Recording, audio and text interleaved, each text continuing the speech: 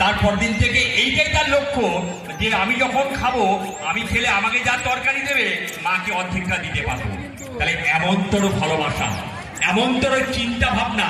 তাহলে আধ্যাত্মিকতা যখন কই কথা বলি আমরা, আধ্যাত্মিকতা সমাজের বিশিষ্ট মানুষদের মধ্যে তার একটা নাচ শিখায়।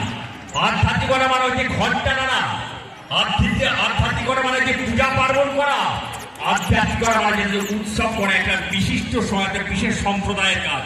কিন্তু বিবেকানন্দ বলছেন আধ্যাত্মিকতা কথা মানে হচ্ছে একটা গভীর জীবনবোধ, যে জীবনবোধটা থেকে তোমার